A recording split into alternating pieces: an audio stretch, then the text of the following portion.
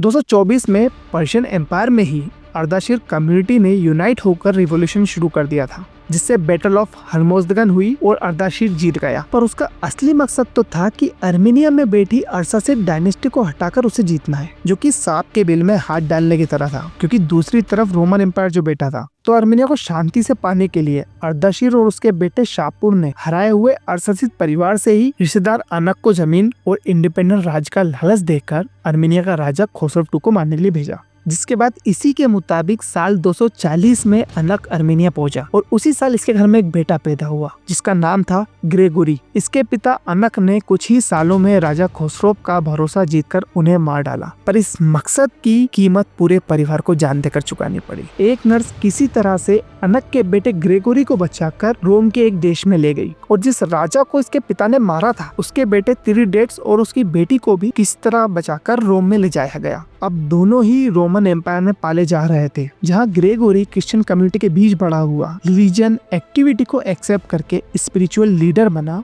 और क्रिश्चियनिटी को प्रमोट करने लगा। वहीं तिरीडेट्स वॉरियर और किंग के बीच रहकर बैटल्स के बारे में सीखा और एक स्ट्रॉन्ग ड्यूक बनने के लिए आगे बढ़ रहा था। इन सबके बीच अर्मेनिया में पर्शिया का ससानियन एम्पायर आ चुका था, जिसके राज्य में क्रिश्चियनिटी प्रमोट करने पर मौत दे दी जाती थी। पर इस साम्राज्य का असली हकदार आज भी तिरीडेट्स था और साल 284 में रोमन किंग डायोक्लेशियन ने ससानियन के खिलाफ बैटल करके अर्मेनिया का एक हिस्सा तिरीडेट्स को दिलाया, जिसे देखकर ग्रेगोरी वहां क्रिश्चियनिटी प्रमोट करने गया। पर तिरीडेट्स एक पक्का पारसी धर्म मानने वाला था और वो फेस्टिवल्स पर भव्य तरीके से भगवानों की पूजा करता था। फेस्टिवल का समय था, ग्रेगोरी एक तरफ क्रिश्चियनिटी प्रमोट कर रहा था और तिरीडेट्स मंदिर में पूजा करने आया था।